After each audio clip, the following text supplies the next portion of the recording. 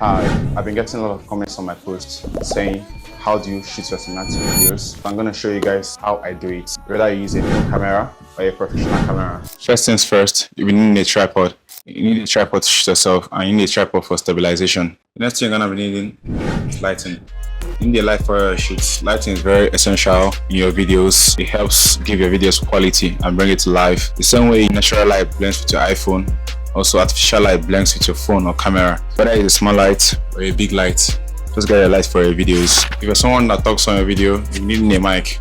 This is the Holy Land Pack M1 mic. It's a quality wireless mic. It comes with 2 receivers and 1 transmitter and a cable to connect it to your camera or your phone. It's pretty much affordable and has good audio quality. To get the cinematic framing or composition, you have to place your light on one side and your camera and tripod on the shadow side. Make sure you place your camera on the shadow side.